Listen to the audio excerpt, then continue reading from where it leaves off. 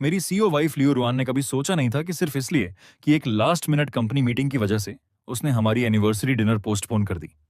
जब वो घर पहुंचेगी तो उसे सिर्फ डाइवोर्स पेपर्स मिलेंगे जो मैं छोड़ गया था। तब जाकर उसे एहसास हुआ कि हमारी शादी के 5 सालों में उसने वादे तोड़ने की आदत बना ली थी। उसने मेरी एकतरफा कुर्बानियों को हल्के में लिया। उसे लगता था मैं हमेशा उसे बर्दाश्त करता रहूंगा, लेकिन उसने कभी नहीं सोचा था कि एक दिन मैं बिना हिचकिचाए चला जाऊंगा। फिर भी जब मैंने आखिरकार इस रिश्ते को छोड़ दिया तो एक हफ्ते से भी कम समय में वही बन गई जो जाने नहीं दे पा रही थी। मशहूर फाइनेंशियल क्वीन अपने एक्स को वापस पाने के लिए अपना करियर छोड़ देती है। इस खबर ने पूरे शहर को हिलाकर रख दिया। कॉन्फ्रेंस रूम की हवा जम गई थी। 20 से ज्यादा लोगों की निगाहें उस औरत पर टिकी थीं। मैं उसे बहुत अच्छी तरह जानता था, चाहे सिर्फ उसकी पीठ की तस्वीर ही क्यों ना हो। मैं उसे कहीं भी पहचान सकता था। कोई फाइनेंशियल्स उम्मीद से 12% नीचे हैं और तुम्हारा बहाना है मार्केट कंडीशंस। बोलते बोलते उसने हल्के से डेस्क पर उंगलियां थपथपाईं। उसका शांत मगर तीखा लहजा आज भी मुझे सीधा बैठने पर मजबूर कर देता था। वो एकदम शार्प टेलर्ड पावर सूट में खड़ी हुई। उसकी आवाज तेज नहीं थी, लेकिन मैं जानता था कि उस कमरे में किसी की हिम्मत नहीं थी एक भी आवाज निकालने की। मुझे हर सिंगल इशू की एनालिसिस और सॉल्यूशन कल सुबह 10 बजे तक चाहिए। बॉस लियू, कल शनिवार है, किसी ने धीरे से याद दिलाया। तो उसने एक भौं उठाई, बस एक नजर घुमाई और पूरा कमरा सन्नाटे में डूब गया। मैं कभी उसकी इस बेरहम अनुशासन और दबंगई पर पागलों जैसा फिदा था, लेकिन अब मैं बस थक चुका हूं। हमने अपनी एनिवर्सरी के लिए डिनर बुक किया था। उस फैंसी विंडो सीट को रिजर्व कराने में मुझे 2 महीने लगे थे।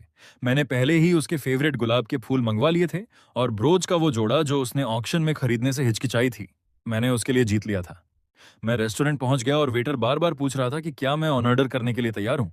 मैंने मुस्कुराकर कहा, बस थोड़ी देर और। मुझे अब खुद नहीं पता था कि मैं किसका इंतजार कर रहा था। तभी रात 8:15 बजे मेरा फोन बजा। लास्ट मिनट मीटिंग, तुम खाना खा लो। उसके मैसेज हमेशा छोटे और रूखे होते थे, एक भी एक्स्ट्रा शब्द नहीं। मैंने बहुत देर तक उस मैसेज को घूरा, फिर धीरे से वेटर को बुलाया। मैंने उसे एक क्राफ्ट पेपर का लिफाफा थमाया। जब मिस लियू आई तो ये उन्हें दे देना। जब तक वो हड़बड़ाकर रेस्टोरेंट पहुंची मैं जा चुका था। मैंने सोचने की कोशिश की, जब उसने डाइवोर्स पेपर्स खोले तो उसका एक्सप्रेशन कैसा रहा होगा। क्या आखिरकार उसने एक बार के लिए भौं सिकोड़ी होगी, या बस शांति से साइन करके अगले कदम के लिए वकील से पूछ लिया होगा। मुझे नहीं पता और मैं अब जानना भी नहीं चाहता। जब वो घर पहुंची मैं फाइलें छांट रहा था। वो गुस्से में अंदर घुसी और कागज मेरे सामने पटक दिए। इसका क्या मतलब है? उसकी आवाज कांप रही थी, लेकिन गम से नहीं, वो पूरी तरह गुस्सा थी। बिल्कुल वही जो लिखा है। मेरी आवाज बिल्कुल शांत थी, जैसे मैं किसी पार्टनर से कॉन्ट्रैक्ट कैंसिल करने की बात कर रहा हूं। उसकी आंखें फैल गईं। एक डिनर की वजह से?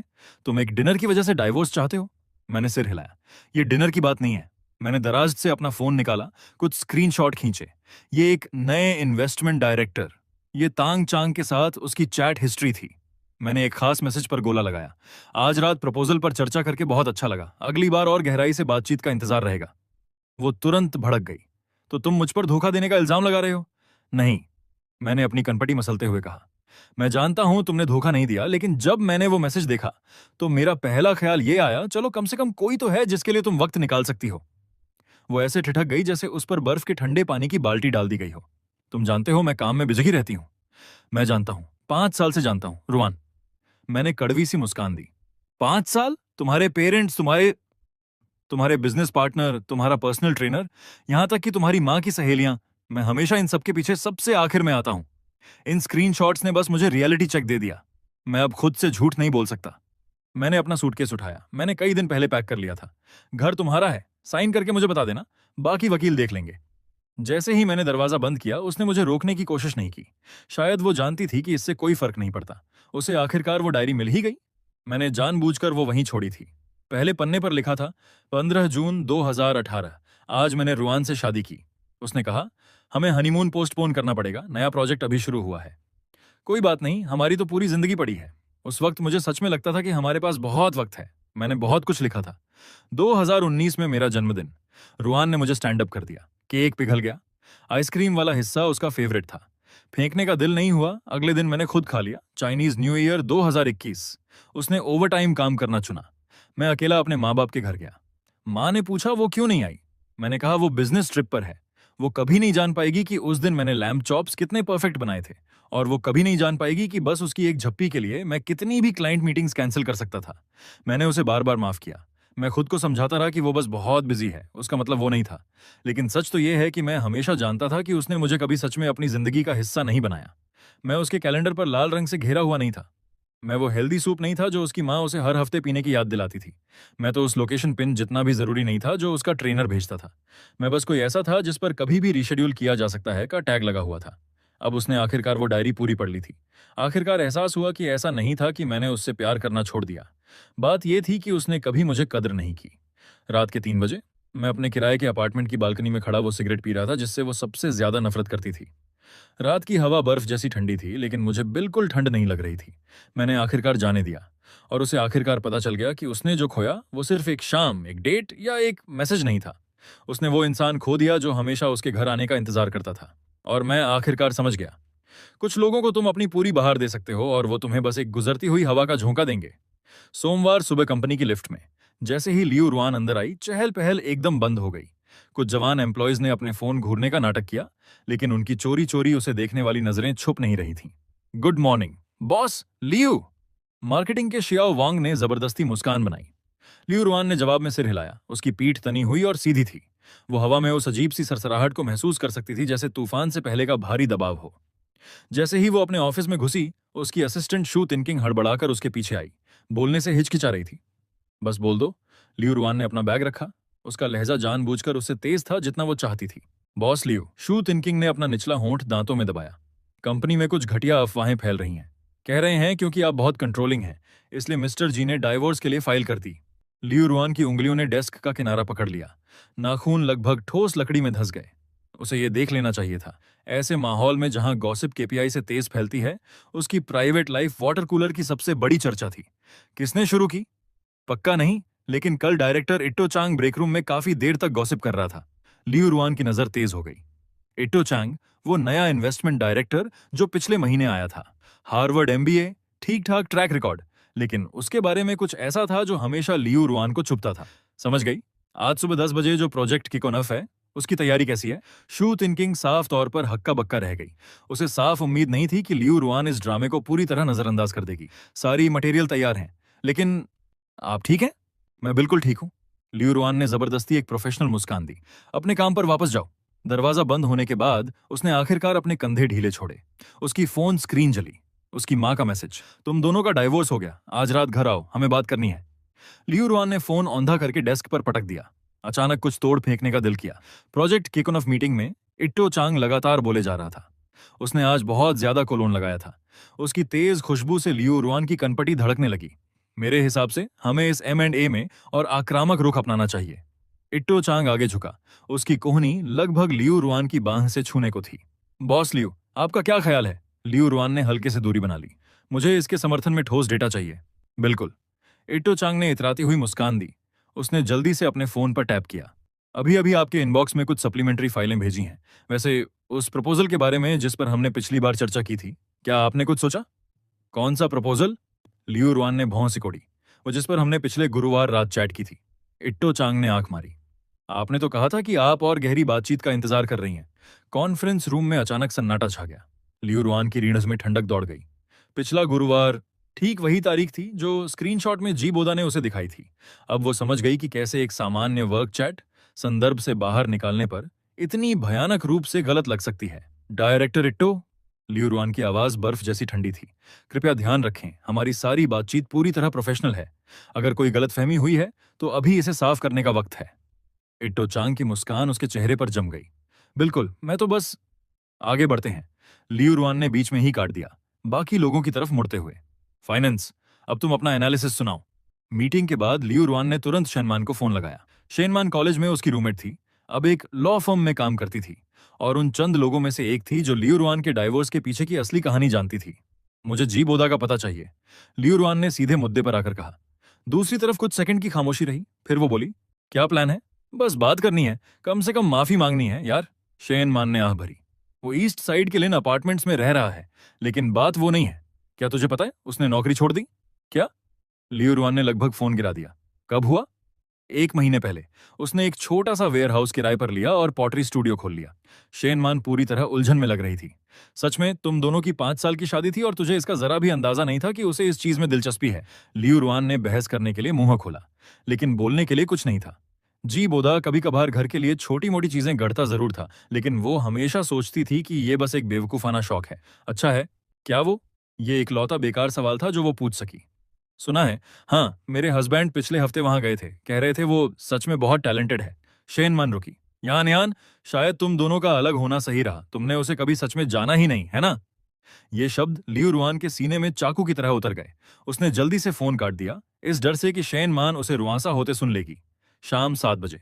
Liu family mention. Liu Ruan की मां जांग मुया चमड़े के सोफे पर बैठी थी, उनके बेहद संवरे चेहरे पर नाराजगी साफ झलक रही थी। मैंने तुझसे कहा था कि वो जी बोदा लड़का तेरे लायक नहीं है। जांग मुया ने ब्लैक टी की चुस्की ली।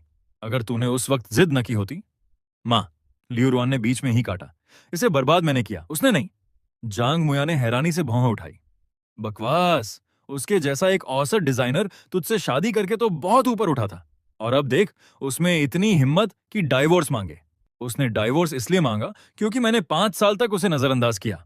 लियू रुआन ने अचानक आवाज ऊंची कर दी। क्योंकि मैंने हमेशा अपने करियर को पहले रखा, क्योंकि मुझे याद भी नहीं कि उसे क्या पसंद है और किससे नफरत। जांग मुया ने चाय का कप जोर से रख दिया। एक तीखी खनक गूंजी। काम करने में क्या बुराई है? अगर तू इतनी मेहनत न करती तो क्या वो इतनी आराम की जिंदगी जी पाता? मर्द बस नाशुक्रे होते हैं। क्या पापा को भी ऐसा ही लगता है? लियू रुआन ने पलटवार किया। आप पापा को इतना कंट्रोल करती हैं कि वो गोल्फ क्लब ज्वाइन करने की भी हिम्मत नहीं करते। क्या वो सच में खुश हैं? जांग मुया का चेहरा गुस्से से तमतमा गया। एक्सक्यूज मी, अपनी मां से इस तरह बात मत करो। मैं बस। लियू रुआन ने गहरी सांस ली। मैं बस इतना कह रही हूं कि मुझे आपकी और पापा की तरह की शादी नहीं चाहिए। जी बोदा एक अच्छा इंसान है, कसूरवार मैं हूं। बेहुदा। जांग मुया ने ताना मारा। मुझे लगता है तू बस कमजोर पड़ गई है। मर्दों को काबू में रखना पड़ता है, उन्हें गाइडेंस चाहिए। तूने उसे बहुत आजादी दे दी, अब उसने तुझे छोड़ दिया और तू अब भी उसकी तरफदारी कर रही है। लियू रुआन खड़ी हो गई। हाथ इतनी बुरी तरह कांप रहे थे कि मुश्किल से अपना बैग पकड़ पाई। मुझे जाना होगा। रुको। जांग मुया ने झिड़की दी। डायरेक्टर चेन का बेटा अगले हफ्ते वापस आ रहा है। मैं तुम दोनों की मुलाकात तय कर रही हूं। वो जी बोदा से कहीं बड़ा अपग्रेड है। लियू रुआन अपनी मां की तरफ मुड़ी। पहली बार एक अजीब सी शांति महसूस कर रही थी। मैं नहीं जाऊंगी, और मैं जी बोदा को वापस जीतूंगी।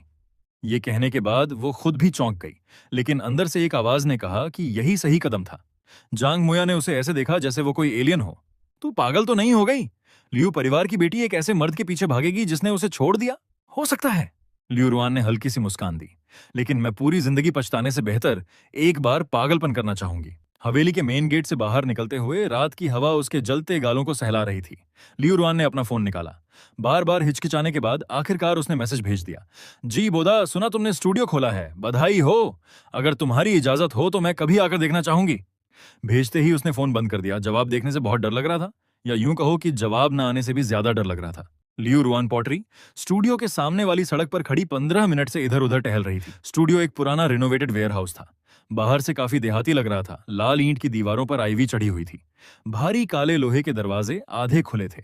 अंदर से हल्का हल्का म्यूजिक आने की आवाज सुनाई दे रही थी। मैंने सोचा नहीं था कि वो मुझसे दोबारा मिलेगी, लेकिन 3 दिन पहले उसने मैसेज किया। मैं बहुत सोचता रहा, लेकिन आखिर में जवाब दे दिया। शनिवार दोपहर स्टूडियो में।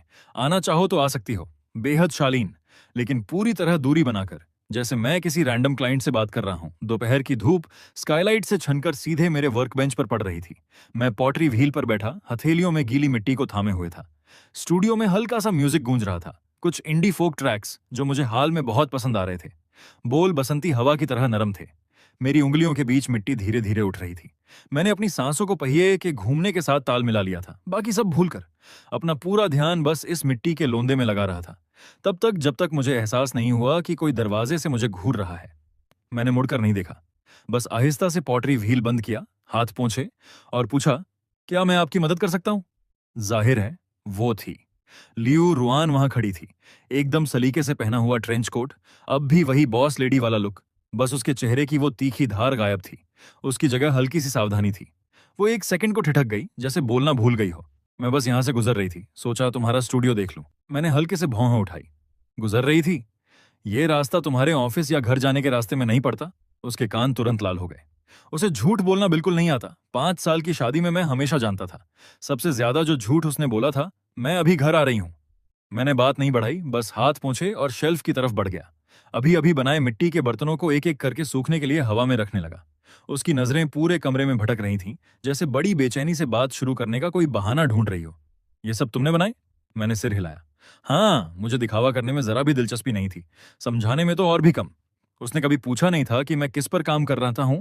उसे तो ये भी नहीं पता था कि मैं एड एजेंसी में किन किन प्रोजेक्ट्स पर काम करता था। खामोशी काफी भारी थी।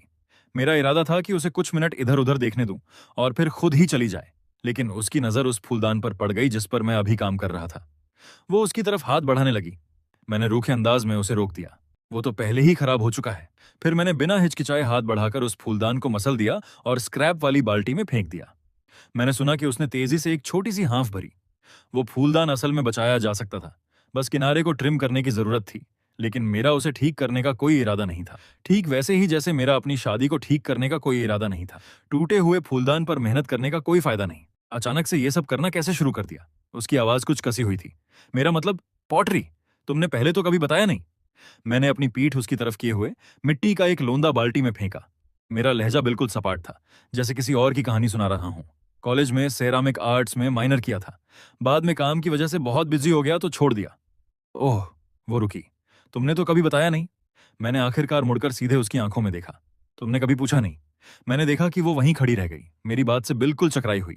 वो रोई नहीं, ना ही बहस की। बस एक पल को चौंधियाई हुई लगी, फिर जबरदस्ती एक अजीब सी तारीफ दे डाली। स्टूडियो का नाम दिलचस्प है। फैंग जिंग तुम्हारे नाम से लिया है क्या? मैं सिंक के सहारे झुक गया। उंगलियां अभी गीली मिट्टी से सनी हुई थीं। मैंने उसकी तरफ देखा। मेरी आवाज शांत थी, लेकिन उसमें एक तेज धार थी। ये सिर्फ सीनरी नहीं है। पॉटरी की भाषा में ये ग्लेज पर उभरने वाली एक खास टेक्सचर को कहते हैं। ये रैंडम और बेकाबू होता है, जिसे तुम ढूंढते नहीं, बस यूं ही ठोकर खाकर मिल जाता है। मैं रुका, उसकी आंखों में एहसास की वो चमक पकड़ते हुए। ठीक वैसे ही जैसे जिंदगी के कुछ नजारे एक बार चूक गए तो हमेशा के लिए गायब हो जाते हैं। ये कहने के बाद खुद मुझे भी लगा कि कितना रूखा लग रहा था, लेकिन मैं पीछे नहीं हट सकता था। उसे अब भी लगता है कि मेरे वापस मुड़ने की कोई गुंजाइश है। वो ऐसी लगी जैसे उसे चोट लगी हो। उसके कंधे हल्के से कांपे, लेकिन उसने कुछ और नहीं कहा। तभी बाहर बादल गरजे और अचानक बारिश जोर से बरसने लगी। टिन की छत पर ऐसे हथौड़े बरसा रही थी जैसे आसमान ही फट पड़ेगा। मैंने खिड़की के पास जाकर पर्दे गिरा दिए। लगता है तुम्हें थोड़ी देर यहीं रुकना पड़ेगा, ये बारिश जल्दी रुकने वाली नहीं। उसने कोई जवाब नहीं दिया। मैं जानता था वो जाना नहीं चाहती थी, या यूं कहो कि वो मेरे तरफ से कोई रास्ता खुलने का इंतजार कर रही थी। चाय पियोगी? मैंने ऐसे पूछा जैसे किसी रैंडम मेहमान को पूछ रहा हूं। उसने सिर हिलाया। मैं मुड़ा और कोने की छोटी सी किचन की तरफ चल दिया। पानी उबलने की आवाज, प्याले में चाय की पत्तियां खिलने की खुशबू, सब कुछ अब मेरे लिए बेहद आम था। मैंने प्याले गर्म किए, चाय ली, पानी डाला, हर कदम आराम से उठाते हुए। मैं महसूस कर सकता था कि उसकी निगाहें मेरी पीठ पर गड़ी हुई हैं, थोड़ी उत्सुकता के साथ। मुझे इसकी आदत हो चुकी थी। वो मेरी जिंदगी में बहुत देर से आई और मुझे बहुत देर से समझा। तुमने इसके लिए अपनी नौकरी छोड़ दी? उसने चाय का प्याला हाथ में लेते हुए कहा। उसकी आवाज काफी सहमी हुई थी। मैं उसके सामने वाले स्टूल पर बैठ गया, दूरी बनाकर। पूरी तरह नहीं, 10 साल आर्किटेक्चरल डिजाइन किया, थक गया था। मैंने चाय की चुस्की ली, पूरी तरह शांत। मैं 34 का हूं। अगर अब वो नहीं करूंगा जो सच में करना चाहता हूं तो शायद कभी मौका ना मिले। लेकिन इस इंडस्ट्री में इनकम स्टेबल है? मैंने उसे एक नजर देखा। क्लासिक। उसका पहला रिएक्शन हमेशा यही होता है। मैंने एक छोटी सी हंसी हंसी, जिसमें जरा भी जज्बात नहीं थे। बिल्कुल, यही तो तुम्हारा पहला सवाल होगा। मैंने कमरे के चारों तरफ देखा। अभी ब्रेक इवन चल रहा है, पहले जितना नहीं कमा रहा, लेकिन अपना खर्चा चलाने लायक तो है। मेरा वो मतलब नहीं था। कोई बात नहीं, मैंने उसे बीच में ही काट दिया। हम दोनों की वैल्यूज हमेशा अलग रही हैं। बारिश की आवाज थोड़ी और तेज हो गई। बाहर की दुनिया पूरी तरह हमसे कट चुकी थी। मैंने देखा कि उसकी नजरें दीवार पर लगे कैलेंडर पर चली गईं, जिस पर मेरी आने वाली एग्जीबिशन और बुकिंग शेड्यूल लिखा हुआ था। तुम्हारी एग्जीबिशन है? उसने पूछा। अगले महीने, बस एक छोटी सी। मैंने सच सच जवाब दिया। कुछ दोस्तों ने मिलकर जॉइंट एग्जीबिशन रखी है। उसने कुछ नहीं कहा, लेकिन मैं ठीक ठीक जानता था कि वो क्या सोच रही है। शादी के दौरान मैंने कितनी बार साथ में एग्जीबिशन या म्यूजियम जाने का सुझाव दिया था। वो हमेशा कहती थी कि बहुत बिजी है। अब मेरी अपनी एग्जीबिशन है और उसके पास आखिरकार वक्त है, लेकिन वो अब वो शख्स नहीं रही जिसका वहां होना जरूरी है। बारिश रुक गई। उसने चाय का प्याला रखा और खड़ी हो गई। चाय के लिए शुक्रिया, मुझे चलना चाहिए। मैंने सिर हिलाया, रोकने की कोशिश नहीं की। जैसे ही वो दरवाजे तक पहुंची, मैंने पूछा, छाता लाई हो? उसने सिर हिलाया। मैं जानता था कि उसके बैग में छाता है, लेकिन फिर भी मैंने दरवाजे के पीछे रखा लंबा काला छाता उठाया और उसे थमा दिया। ले लो, मैं बारिश रुकने का इंतजार कर सकती हूँ। मैंने जानबूझकर उसकी उंगलियों को छूने से परहेज किया। अब स्किन का वो हल्का सा स्पर्श भी मुझे पूरी तरह बेजा लगता था। उसने छाता ले लिया और अचानक बोली, इधर टैक्सी मिलना मुश्किल है, क्या तुम मुझे मेट्रो स्टेशन तक छोड़ सकते हो? मैं एक सेकंड को हिचकिचाया। कहना मुश्किल है कि यह जिम्मेदारी का एहसास था या वो नरमी जिसे मैं अब तक झाड़ नहीं पाया था। मैंने आह भरी, अपनी जैकेट उठाई। चलो। हम बारिश में चले, एक दूसरे के पीछे। मैंने छाता पकड़ रखा था, मेरा शरीर अपने आप उससे दूर झुका हुआ था। बारिश और हवा की तरह हमारे बीच फासला था, ठीक वैसे ही जैसे हमारा पूरा अतीत हमारे बीच खड़ा था।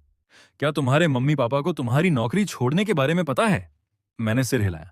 अभी तक नहीं बताया, उन्हें हमेशा इस बात पर गर्व था कि मैं बड़ी डिजाइन फर्म में काम करता हूं। वो समझ जाएंगे, उसने धीरे से कहा। मैंने थोड़ा हैरान होकर उसकी तरफ देखा। उसे इतना नरम देखने की आदत नहीं थी। हो सकता है, मैंने सपाट लहजे में जवाब दिया। कोना मुड़ते ही मेट्रो स्टेशन की नियन लाइटें दिखने लगीं। उसने अचानक कहा, भूख लगी है? मुझे याद है तुम्हें इस तरह का घर का खाना बहुत पसंद था। मैं ठिठक गया। पहले मना करने वाला था, लेकिन उसने जोड़ा, बस मेरी माफी समझ लो। मैंने कुछ सेकंड उसे देखा और आखिर में सिर हिला दिया। ठीक है। हम उस छोटी सी तंग नूडल शॉप में घुसे, खिड़की के पास बैठे। बारिश की बूंदें शीशे पर बह रही थीं। बाहर का नजारा पानी के रंगों की पेंटिंग में धुंधला गया था। डिस्पोजेबल चॉपस्टिक्स तोड़ते हुए मैंने उससे पूछा, आजकल कैसी हो? शादी के दौरान ये हमारा रोज का सवाल था, लेकिन जैसे ही मैंने ये कहा, उसकी आंखें भर आईं। अच्छी नहीं हूं, उसने धीरे से कहा। ऑफिस में हमारे डाइवोर्स को लेकर कुछ अफवाहें चल रही हैं। मैंने भौं सिकोड़ी। कैसी अफवाहें? कि मैं बहुत रौब जमाने वाली थी और तुम्हें डराकर भगा दिया। उसने हल्की सी हंसी दी। काफी विडंबना है ना? मुझे हमेशा लगता था कि मजबूत होना अच्छी बात है। मैंने उसे देखा, मेरा लहजा थोड़ा नरम पड़ गया। तुम्हें उन बातों की चिंता करने की जरूरत नहीं, हमारे मुद्दे बाहर वाले कभी नहीं समझ पाएंगे। फिर उसने मेरी तरफ देखा। उसकी आंखों में उम्मीद और बीते कल की याद की हल्की सी चमक थी। जी बोदा, उन मैसेज के बारे में, वो बात अब बीत गई। मैंने उसे काट दिया। मुझे भरोसा है कि वो सब वर्क से जुड़े थे। समस्या वो मैसेज कभी नहीं थी, समस्या थी वो जो उसकी नुमाइंदगी कर रहा था। वेटर हमारी बीफ नूडल्स ले आया, हमारी बातचीत को बीच में ही रोकते हुए। मैंने चिली ओनेल उठाकर अपने बाउल में डाला, बेसाख्ता पुरानी आदतों को दोहराते हुए। वो एक पल को मुझे घूरती रही, फिर अचानक बोली, तुम बहुत बदल गए हो। मैंने सिर हिलाया। नहीं, मैं हमेशा से ऐसा ही था, बस तुम अब जाकर देख रही हो। वो स्तब्ध रह गई। मैं बता सकता था कि उसके दिमाग में ढेर सारी यादें उमड़ रही थीं। मैं चुपचाप उसके सामान्य खारिज करने वाले जवाब का इंतजार कर रहा था। उन स्केचेस को याद करते हुए जो मैंने दबा रखे थे, उन एनिवर्सरीज को जो वो बार बार भूलती रही। आखिरकार उसे समझ आया कि हर कोई बात नहीं के पीछे कितनी निराशा छुपी थी। फिर उसने धीरे से कहा, मैं तुम्हें दोबारा जानना चाहती हूँ। मैंने नजर उठाकर उसे देखा। मेरी आंखें धीरे धीरे सिकुड़ने लगीं। क्यों? क्योंकि मुझे एहसास हो रहा है कि शायद मैं बस तुम्हारे ख्याल से प्यार करती थी और असली तुम्हें तो कभी जाना ही नहीं। मैं बहुत देर तक चुप रहा, फिर आखिर में बस हल्के से सिर हिलाया। बहुत देर हो चुकी है लियू रुआन। सोमवार सुबह जैसे ही लियू रुआन कंपनी की लॉबी में घुसी, उसने इट्टो चांग को रिसेप्शन पर 2 कॉफी पकड़े खड़े देखा। मॉर्निंग बॉस लियू, उसने एक डबल एस्प्रेसो बढ़ाते हुए चमकदार मुस्कान दी। बिना चीनी, है ना? लियू रुआन ने बेमन से कॉफी ले ली, जानबूझकर दूरी बनाकर। शुक्रिया, लेकिन इसकी जरूरत नहीं है। कोई तकलीफ नहीं। इट्टो चांग उसके साथ कदम मिलाकर चलने लगा। पिछले शुक्रवार वाले प्रपोजल पर मेरे कुछ नए ख्याल हैं, लंच पर बात कर लेते हैं। लिफ्ट में दूसरे सहकर्मी भी थे। लियू रुआन महसूस कर सकती थी कि वो एक दूसरे को नजरों से इशारे कर रहे थे। उसने गला साफ किया। अगर काम पर चर्चा करनी है तो कृपया ऑफिशियल मीटिंग में लाएं। इट्टो चांग ने हिम्मत नहीं हारी। इतनी सीरियस मत बनो। सुना है मिस्टर जी अब तस्वीर से बाहर हैं। तुम्हें खुद को बाहर ज्यादा खोलना चाहिए। लियू रुआन अपनी जगह पर ही ठिठक गई। खून सिर की तरफ दौड़ गया। मेरी पर्सनल लाइफ तुम्हारा बिजनेस नहीं है, और याद रहे, हम सिर्फ को वर्कर हैं। वो घूमी और सीधे अपने ऑफिस की तरफ बढ़ गई, इट्टो चांग को वहीं खड़ा छोड़कर। उसने दरवाजा बंद किया और अनछुई कॉफी सीधे कूड़ेदान में फेंक दी। उसके हाथ हल्के से कांप रहे थे। उसका फोन बजा। शेन मान का मैसेज। वीकेंड कैसा रहा? मास्टर पॉटर से मिली? लियू रुआन ने जवाब दिया, मिली। उसने मुझे किसी रैंडम क्लाइंट की तरह ट्रीट किया। शेन मान ने तुरंत जवाब दिया, कम से कम उसने देखा तो। हार मत मानो। ओह, शुक्रवार को कॉलेज रियूनियन में आ रही हो? लियू रुआन मना करने ही वाली थी कि उसे कुछ सूझा। क्या जीबोदा आ रहा है?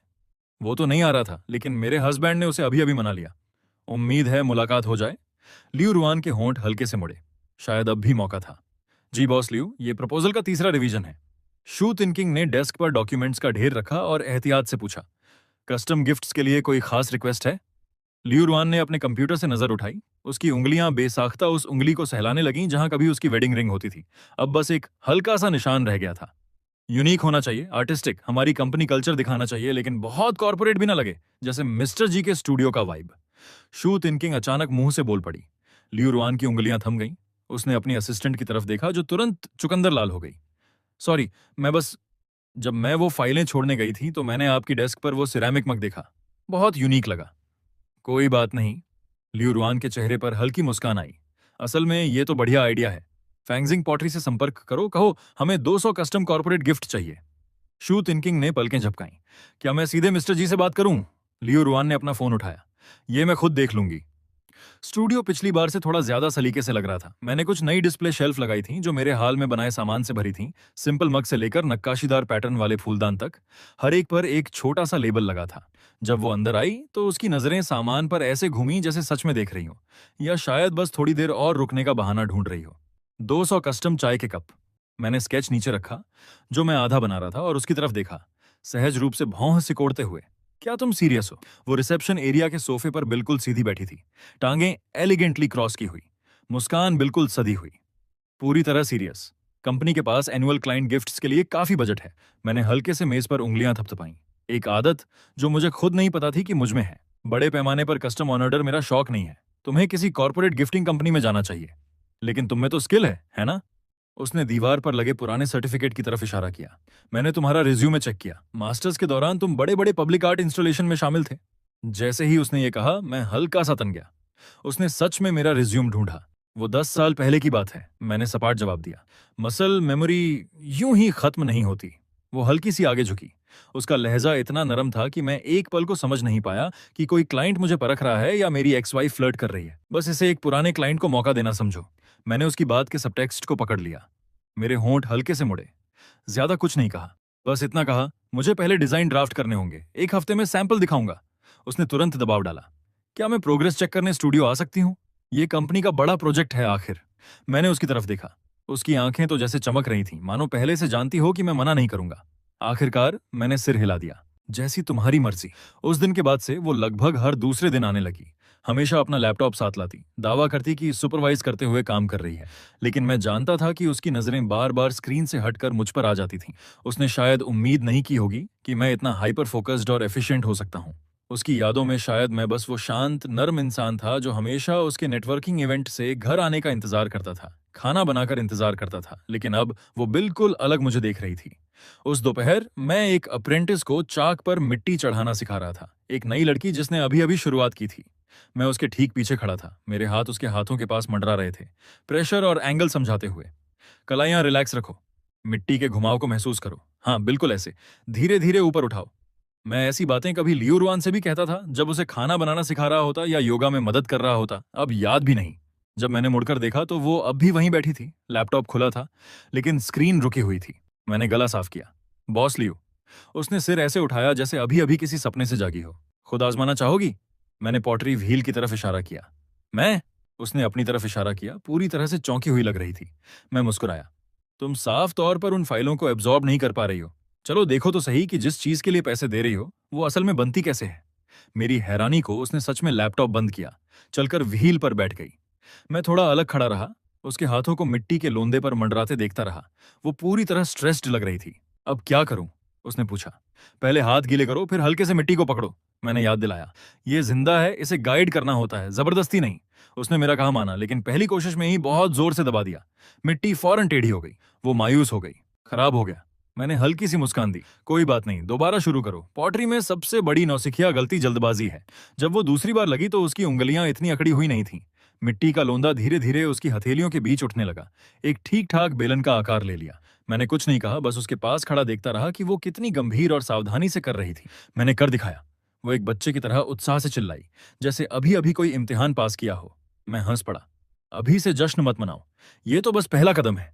वो अब भी मुस्कुरा रही थी, आंखें पूरी तरह चमक रही थीं। लेकिन ठीक उसी पल उसने हाथ को थोड़ा ज्यादा हिला दिया। पकड़ ढीली पड़ी, मिट्टी फौरन मुड़ तुड़ गई। मेरा सहज इरादा उसे कहने का था कि घबराओ मत, लेकिन वो पहले ही घबरा गई और उसे बचाने की कोशिश की, जिससे उसके 3 नाखूनों की गहरी खरोंचें नरम मिट्टी पर पड़ गईं। सॉरी। उसने हाथ पीछे खींच लिए, पूरी तरह जड़ हो गई। मैंने उसे बेसाख्ता अपने होंठ दबाते देखा, जैसे वो डांट खाने के लिए खुद को तैयार कर रही हो। शायद बचपन में उसे ऐसे ही डांट पड़ती थी, या शायद वो खुद दूसरों पर ऐसे ही बरसती थी। लेकिन मैंने बस चाक बंद कर दिया, एक शब्द नहीं कहा। मैंने खड़े होकर बर्बाद हुई मिट्टी को उठाया, हल्के से चाक से अलग किया, लोंदा बनाया और वापस स्क्रैप बाल्टी में डाल दिया। मिट्टी की मसल मेमोरी होती है, मैंने कहा। एक बार ढांचा बिगड़ जाए तो जबरदस्ती करने से हालात और खराब होते हैं। मैंने उसकी आंखों में पूरी हैरानी झलकते देखी, जैसे उसे यकीन नहीं हो रहा था कि मैं गुस्सा नहीं हुआ। वो बस मुझे घूरती रही। तुम नाराज नहीं हो? उसकी आवाज बेहद धीमी थी, हल्की घबराहट लिए हुए। मैंने उसकी तरफ देखा, सिर हिलाया। भला क्यों होता? वो और भी उलझन में पड़ गई। हर नौसिखिया इस फेज से गुजरता है रुआन। मैंने बढ़कर मिट्टी का एक ताज़ा लोंदा उठाया और उसकी तरफ बढ़ाया। और वैसे भी तुमने कोई मास्टरपीस खराब नहीं किया, वो तो बस मिट्टी का लोंदा था। लेकिन मैंने तुम्हारा काम बर्बाद कर दिया, वो बुदबुदाई। वो तो बस मिट्टी है। मैंने कंधे उचकाए, मेरा लहजा बिल्कुल सपाट। गलतियां इस प्रक्रिया का हिस्सा हैं, सिखाती हैं कि मटेरियल की कद्र करो और सब्र रखना सिखाती हैं। वो चुप रही, लेकिन मैंने उसकी आंखों में एक बदलाव देखा, एक नजर जिसे मैं बहुत अच्छी तरह पहचानता था। ये बुनियादी पछतावा नहीं था, ये वो एहसास था जब तुम जान जाओ कि तुम पूरी तरह गलत थे और वापस मुड़ना चाहते हो, लेकिन समझ नहीं पा रहे कि शुरुआत कहां से करो। हमारी इतनी लंबी शादी थी और वो अब जाकर मुझे सच में सुन रही थी। मैं सिर्फ मिट्टी की बात नहीं कर रहा था, मैं अपने वक्त, अपने सपनों, उन सारे जुनून और समर्पण की बात कर रहा था जिसे उसने पूरी तरह नजरअंदाज किया। एक बार फिर कोशिश करोगी? मैंने ताजी मिट्टी उसकी तरफ बढ़ाते हुए पूछा। उसने मेरी तरफ देखा और सिर हिला दिया। इस बार न कोई मुस्कान थी न बातचीत, बस चाक पर बैठकर पूरा ध्यान। मैंने मिट्टी रखी और उसने धीरे धीरे चाक घुमाना शुरू किया। मैं पास खड़ा देखता रहा, उसकी हथेलियों के नीचे मिट्टी का वो लोंदा धीरे धीरे उठता, बिगड़ता, संवरता, आकार लेता। उसके चेहरे के भाव ने आखिरकार मुझे दिखा दिया कि वो लियू रुआन, जिसे सिर्फ काम की पड़ी थी, असल में रुककर इस दुनिया को अपने हाथों से महसूस कर सकती थी। शायद वो कभी पूरी तरह न समझी हो, लेकिन कम से कम इस एक पल के लिए वो सच में कोशिश कर रही थी। बॉस लियू, जो फाइलें आपने मंगवाई थीं। शू थिंकिंग ने डेस्क पर एक फोल्डर रखा, चोरी से उस छोटे से मिट्टी के कटोरे पर नजर डालते हुए जिसे लियू रुआन हाथ में लिए घुमा रही थी। क्या ये मिस्टर जी का बनाया है? लियू रुआन मुस्कुराई और सिर हिलाया। ये मैंने बनाया है। बहुत भद्दा है ना? बहुत आर्टिस्टिक है। शू थिंकिंग ने बड़ी सावधानी से शब्द चुने। फिर जैसे अचानक उसे कुछ याद आया। ओह, क्या आपको पता है पिछले साल एक वक्त था जब मिस्टर जी अक्सर आपके लिए नीचे इंतजार किया करते थे? लियू रुआन का हाथ हवा में ही ठिठक गया। कब? नवंबर के आसपास। उस वक्त बहुत ठंड थी, शू थिंकिंग ने याद करते हुए बताया। एक बार मैं लेट तक काम कर रही थी, रात 9 बजे के बाद, और जब मैं नीचे गई तो उन्हें सड़क पार कॉफी शॉप के बाहर खड़े देखा। मैंने जाकर पूछा कि क्या मैं आपको बता दूं? उन्होंने मना कर दिया। बोले आपको काम के बीच डिस्टर्ब करना पसंद नहीं है। लियू रुआन का दिल अचानक सिकुड़ गया। पिछला नवंबर, ठीक जब वो एनुअल एमेंडे डील में दबी हुई थी, लगभग हर रात देर तक काम कर रही थी। उसे जी बोदा के इंतजार करने की जरा भी याद नहीं थी। क्या वो अक्सर ऐसा करता था? शू थिंकिंग ने सिर हिलाया। हाँ, मैंने ओल्डली सिक्योरिटी गार्ड से बात की तो उसने बताया कि मिस्टर जी हफ्ते में 2-3 बार आते थे, कभी कभी तो 2 घंटे तक बाहर खड़े रहते। ओल्डली ने कहा कि उसे तरस आता था और उसने आपको बुलाने की पेशकश भी की, लेकिन वो हमेशा शालीनता से मना कर देते, कहते वो काम के स्ट्रेस में है, मैं परेशान नहीं करना चाहता। लियू रुआन की नजर पूरी तरह धुंधला गई। उसे याद आया कि कैसे वो रोज देर रात घर आती थी और जी बोदा हमेशा बिना किसी शिकायत के गर्म चाय और रात का नाश्ता तैयार रखता था, और उसने कभी गौर भी नहीं किया कि उसके हाथों पर ठंड से पड़ने वाले दाग थे जो घंटों बर्फीली हवा में खड़े रहने से हुए थे। बॉस लियो, क्या आप ठीक हैं? शू थिंकिंग ने चिंता से पूछा। हाँ, मैं ठीक हूं। लियू रुआन ने जल्दी से अपनी आंख का कोना पोंछा। बताने का शुक्रिया। असिस्टेंट के जाने के बाद लियू रुआन ने अपनी दराज के पीछे से जी बोदा की डायरी निकाली, सीधे पिछले नवंबर के पन्ने पर गई, और हाँ, वहीं लिखा था, रुआन 36 घंटे से लगातार काम कर रही है। उससे मिलने ऑफिस गया, कहना चाहता था कि ब्रेक ले लो, लेकिन ऑफिस की लाइट जलती देख ऊपर जाने की हिम्मत नहीं हुई। पिछली बार मीटिंग में डिस्टर्ब करने पर वो भड़क गई थी। गर्म दूध खरीदकर रिसेप्शन पर छोड़ आया, असिस्टेंट जियांग से कहा कि उसे दे दें, उम्मीद है उसे खाना याद रहा होगा। लियू रुआन ने डायरी जोर से बंद की, उस टेढ़े मेढ़े छोटे मिट्टी के कटोरे को अपने सीने से चिपका लिया। आखिरकार उसे समझ आ गया, जी बोदा ने डाइवोर्स असली वजह से मांगा था। वो प्यार खत्म होने की वजह से नहीं था, बल्कि इसलिए क्योंकि उसकी पूरी बेखबरी ने उसे बहुत गहरा जख्म दिया था। शुक्रवार दोपहर मैं कंगा के साथ नए कप डिजाइन के लिए ग्लेज मिक्स करने की बात कर रहा था। वो एक होशियार लड़की है, आर्ट अकादमी की ग्रेड स्टूडेंट, वीकेंड पर मदद करने आती है। इंटर्नशिप के घंटे पूरे करने के साथ साथ स्टूडियो इक्विपमेंट भी इस्तेमाल कर लेती है। मुझे इस तरह का माहौल बेहद पसंद है, न शोर न ताक झांक, बस पूरी तरह रचने में डूबे रहो। उसने मुझे खुद मिक्स किया हुआ नीला ग्रे ग्लेज दिखाया, बोली किनारे पर मेटालिक ग्रेडियंट डालना चाहती है। मैंने सिर हिलाकर कुछ सुधार बताए। हम दोनों की अच्छी ट्यूनिंग बैठती है। ये एक ऐसी सिनर्जी है जो मैंने बहुत दिनों बाद महसूस की। जब मुझे लगा कि आज का दिन एक और शांत और प्रोडक्टिव दिन होगा, तभी दरवाजा धक्के से खुला। मैंने मुड़कर देखा, लियू रुआन वहां 2 कॉफी पकड़े खड़ी थी। उसकी मुस्कान थोड़ी अकड़ी हुई थी। उसकी नजरें मेरे और कंगा के बीच घूम रही थीं। ऐसा लगा जैसे लियू रुआन एक पल को पूरी तरह जम गई हो। मैंने सहज ही आवाज लगाई। कंगा मुड़ी, उत्सुकता से देखती हुई, शायद अंदाजा लगाने की कोशिश कर रही थी कि ये कौन है। सॉरी, मुझे नहीं पता था कि तुम्हारे साथ कोई है।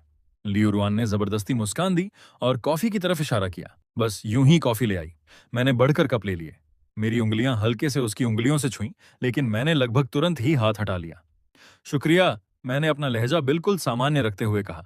फिर मैंने परिचय करवाया। ये सू कियान है, मेरी कजिन।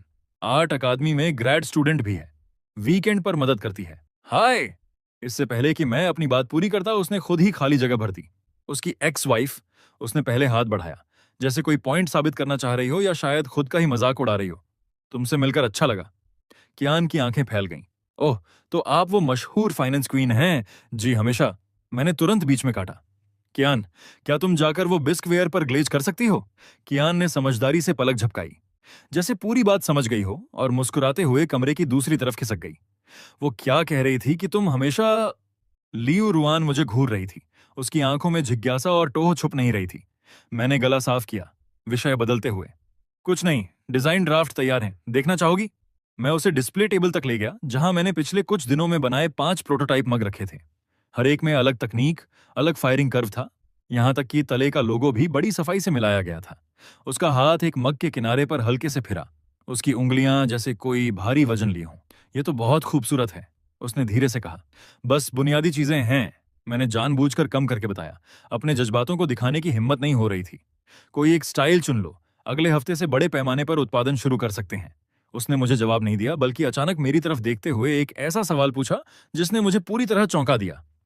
डाइवोर्स के बाद क्या तुम्हें कभी पछतावा हुआ? मेरी देह हल्की सी तन गई। ये क्यों पूछ रही हो? मैंने अपनी आवाज स्थिर रखने की पूरी कोशिश की। क्योंकि मुझे पछतावा है। वो सीधे मेरी आंखों में देख रही थी। उसकी आंखें बिल्कुल वैसी ही थीं जैसी हमारी शादी के दिन थीं, इतनी चमकदार कि मैं ज्यादा देर तक देख नहीं सकता था।